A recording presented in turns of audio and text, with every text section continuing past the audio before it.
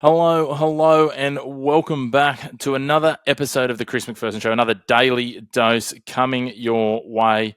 And it's time to talk a little bit about cricket, the one-day series between Australia and India. Of course, if you're new to the channel, make sure that you hit the subscribe button down below. And if you want to keep up to date with us in between our episodes, you can follow along at the Chris Mack Show on all your favorite social media channels. We've got fresh takes, match recaps, and plenty of bite-sized sports stories coming to you all season long.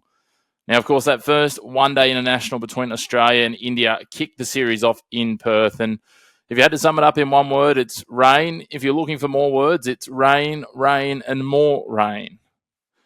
The match was a classic case of stop-start frustration for both sides. There was multiple rain delays, 4 or 5 in the first innings, and they just continued to pile momentum shifts, most of them in favour of the Aussies. The players are going on, off, back on, and off again, and by the end of it all, what started as a full 50-over contest was hacked all the way down to just 26 overs per side. The Aussies won the toss. They chose to bowl first, a decision that turned out to be absolutely on the money once the weather chaos started. There was lots of advantages to come from it.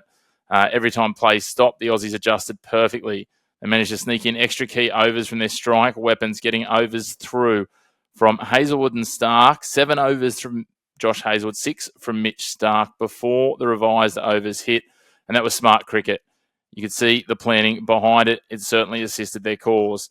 For India, their innings, look, it never really found the right gear.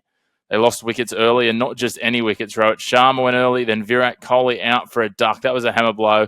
And their new ODI captain, Shubman Gill, followed not long after. It was 3 big names gone with 25 runs on the board. And from there, it was always going to be an uphill battle. The Aussie quicks were relentless. Mitch Stark and Josh Hazlewood in particular, they swung it. They hit the right channels, and they absolutely made the best of the use of the conditions. And hats off to them. It just shows why they are absolutely some of the best white ball bowlers in the world. The Aussies also managed the rain perfectly, as I said, getting those strike overs piled in before the format shifted to 26 overs, which meant that you were reduced in how many overs you could get out of each bowler, so a little bit extra in their favour there. And India just couldn't catch a break.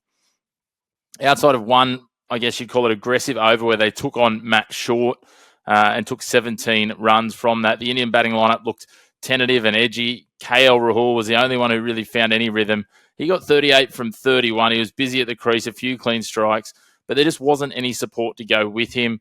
The rest of the lineup never settled, and considering how much batting depth they focused on putting into this match, to finish for 136 from their 26 overs, you have to feel at the time was well short and was proven to be so later on. And once you take those rain interruptions into account, that's still a disappointing effort for a team that's stacked with top order firepower. So the Indians finished their innings with 136. What you've got to remember is due to the fact the rain delays came during their innings and not prior to it, and those reductions came in afterwards, the Duckworth, Lewis, Stern calculations came in. And because they'd lost those early wickets, India, they are essentially, for want of a better word, penalised under those calculations. And so that chase was trimmed down a little bit further. It essentially rounded the Indian total down to 130, meaning the Aussies needed 131 to get the job done for victory. The conditions still tricky, damp outfield, a bit of movement off the pitch. So the Aussies tried to play it steady. Travis Head fell early, though, to Arshdeep Singh, and the Indians just had a little bit of a sniff. Matt Short then followed soon after. He was undone by Axar Patel, and those 2 quick wickets, as I said, India might have just had that glimmer of hope and been thinking, maybe we're a chance here. But then Mitch Marsh came up alongside Josh Philippe, who batted at number 4, and they took control. Philippe was in the side as a replacement keeper for Inglis, and he looked confident, he looked calm, he worked the singles early, turned the strike over, and then started to find the boundary. A really well-delivered 37 off 33. It was clever, it was measured before he fell with the score at 99 and Australia needing just 32 runs. Marsh was his usual calm self, the captain leading from the front, picking his moments and finishing unbeaten on 46 not out.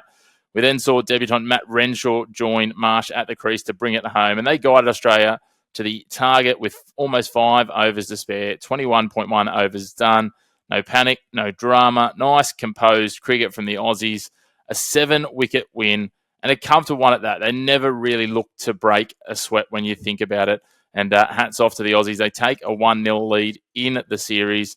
and will certainly be turning their focus to game 2 now with lots of options up their sleeve. And speaking of options, India are going to have to look at some of theirs because those tactics for them just didn't land. They went heavy on batting depth, but light on attacking bowling, and that came back to bite them on a juicy Perth wicket with a bit of pace, plenty of bounce, and plenty in overhead conditions, obviously, with all that rain about. They needed some more genuine wicket takers up front, and they just didn't have them.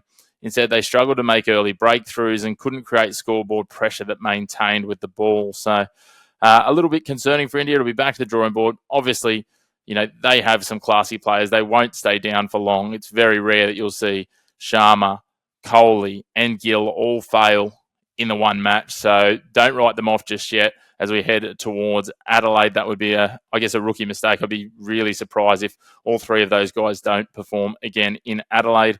On the flip side of that coin, though, for the Aussies, plenty of positives, I think. Stark and Hazelwood looked really sharp. The fielding intensity was quite good as well. We did what we needed to there and took some opportunities. Felipe coming back into the side for Inglis was a success. Obviously, we talked about his batting, but what about behind the stumps? That leg side catch, that was phenomenal. He was really good, really busy behind the stumps, and certainly didn't harm his own chances with his performance in this match. That is for certain.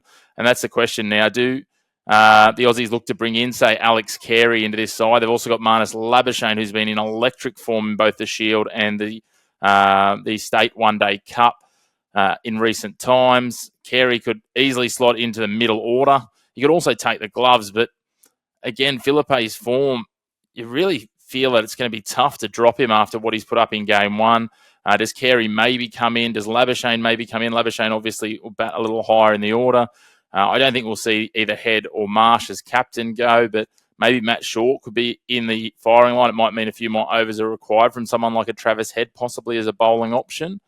I think that's Short string in his bow, but as we saw, the Indians took a liking to him in this game. So for Marnus, could he come into that top 4? I don't know. It's hard to justify changing a lineup that won so comfortably, especially without needing to use some of those players. We saw Renshaw did well on debut. So again, does he get rotated out? We didn't even see Mitch Owen in his debut game with the bat. So it's all a lot of questions. As I said, Short probably the one under the microscope, but I think he's likely done enough in recent series to really warrant a little bit of patience. But both sides will now head to Adelaide for the second one-dayer on Thursday night, a day-nighter that should, fingers crossed, hopefully avoid the rain. For India, it's a chance to reset and find the balance again. And for the Aussies, it's about consistency. Can we wrap up this 3-match one-day series, build some momentum, tighten up those middle overs and see how this new look lineup holds across a series? Only time will tell. But that's your daily dose wrap for the first ODI between Australia and India. Rain was the dominating headline, but Australia dominated the cricket. If you're enjoying the show, make sure you hit subscribe down below, and you can follow us on your favourite social media channels, X, Instagram, TikTok, and Facebook at The Chris Mack Show. And let us know in the comment, what changes would you make for either side in Game 2? If you're the Aussies, do you roll the dice on Labuschagne? If you're the Indians, do you make wholesale changes? Either way, we'll be back post-Thursday night for a full wrap of the second ODI from Adelaide. Until then, stay sharp, stay tuned to the channel, and we'll see you next time on The Daily Dose.